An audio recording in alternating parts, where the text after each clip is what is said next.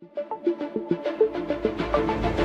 right, we have some breaking news, and let's just put this plainly. Donald Trump has declared war on the American people. There's no other way to put this. Now, I have his statement here. Pam Bondi just released a video where she has gone into detail about what they're going to do, putting military in Portland. But real quick, before we get to that, if you could hit like in this video, more people are going to see it. And if you're not subscribed, we're almost at 900,000 subscribers. Let's make that milestone. You can help by hitting subscribe right now. All right, let's get to this. And I just got to say, I would like to apologize personally to Kamala Harris, who told us this was going to happen. But look at how the mainstream media covered it. The Hill, Kamala's newest lie. Trump will send the army after you. Well, we're learning now that that wasn't a lie. I hope maybe they can actually update this article with a correction. Kamala's latest fact. Trump is sending the army after you. Here's what Donald Trump said. At the request of Secretary of Homeland Security, Kristi Noem, I am directing Secretary of War, Pete Hegseth, to provide all necessary troops to protect war-ravaged Portland and any of our ICE facilities under siege from attack by Antifa and other domestic terrorists. I am also authorizing full force if necessary. Thank you for your attention to this matter. So a couple things about this. One, war-ravaged Portland? What the fuck is he talking about? And under siege from Antifa? Antifa is this thing they've just made up. It doesn't exist insofar as there's an organized group called Antifa. Now, there's organized groups on the right and the far right, like the Proud Boys, that have actually conducted domestic terrorism. Antifa isn't organized like that, and I know that for sure because Antifa has never once sent me a fundraising email or a fundraising text. There's no Antifa in this country in an organized fashion. Now, I also want to focus on this word this phrase full force. What the hell does that mean? He's going to send the military after people? Is he authorizing the military to kill American citizens? What else could that mean? Full force. And I just want to remind you that what's happening here is Donald Trump has created a situation where ICE is actually provoking peaceful protesters so he can create an excuse to send in the military. Here's just a few examples.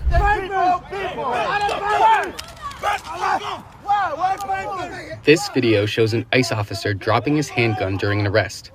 He appeared to point the gun in the direction of the bystanders after picking it up. Put the gun down. Rafael Talisman, who recorded the incident, tells CNN he did not think the agent was going to actually shoot at him. The man agents arrested actively resisted federal law enforcement and attempted to bite one of the officers, an official with the Department of Homeland Security tells CNN. The officials said after the man was handcuffed, he was found to have multiple knives and drugs in his possession. And then, of course, this very famous video here.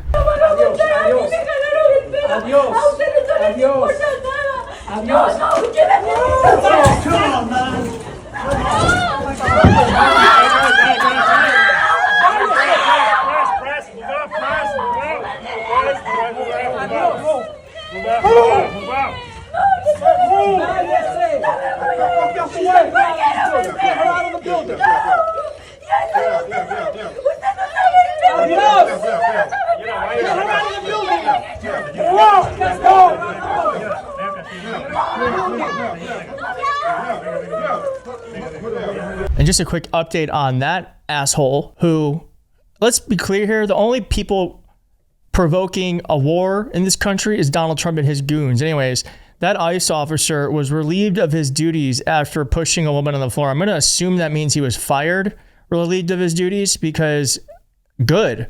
It's nice to know that there are still some consequences in Trump's America.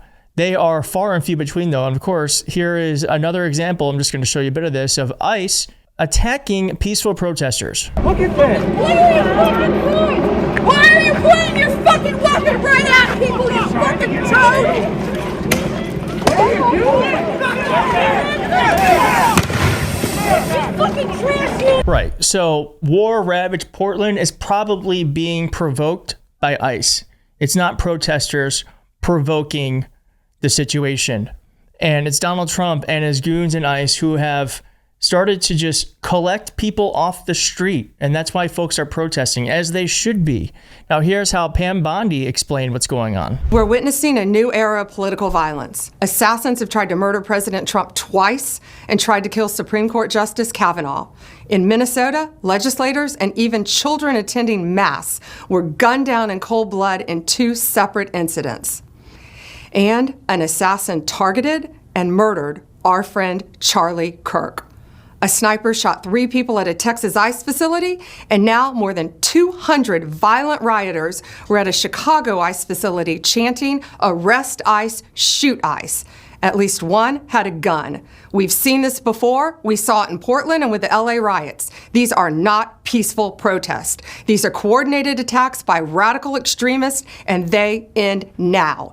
Anyone who threatens or assaults our federal officers will be arrested and charged federally, not in some liberal state court. Same goes for anyone who's funding and aiding these extremists. You will be dismantled brick by brick. We are taking our country back. Make America safe again. Yikes, that was fucking terrifying. All right, here's a little bit more detail on what's going on. And as the New York Times says here, it's not really clear what Mr. Trump meant by full force. I think we all know what it means. It means kill on sight. On Friday, the Department of Homeland Security said the rioters had repeatedly attacked and laid siege to an ICE processing center in Portland, where protesters have demonstrated for weeks. Quote, many of these criminals have been arrested and hit with federal charges, and they wanted to say they published their home addresses online and on public flyers. They doxed ICE officers. Well, if you don't like what you're doing, then don't do it. If you're ashamed to be an ICE officer and you got to cover your mask, or you got to cover your face with a mask, maybe find a new line of work. Anyways, Donald Trump has signed an executive order threatening investigatory and prosecutorial action against those who financially support Antifa. And as it says here, Mr. Trump has already deployed federal troops at the southern border to crack down on illegal immigration in California in response to protests, and in Washington to try to put down crime. I mean, I really wish this had some more context, because there is not a crime problem in DC that would warrant the military.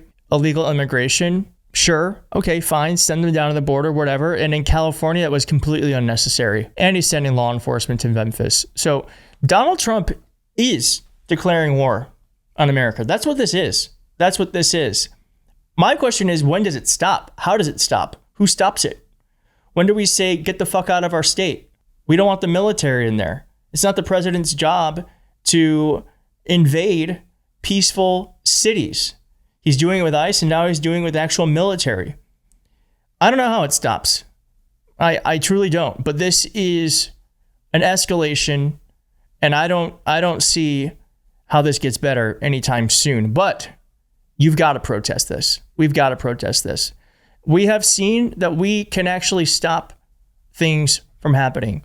Jimmy Kimmel might sound like a small thing. It's actually a big deal that the federal government tried stopping someone from speaking, and we said, no, not going to happen. And now Sinclair and Nexstar are both carrying Jimmy Kimmel again.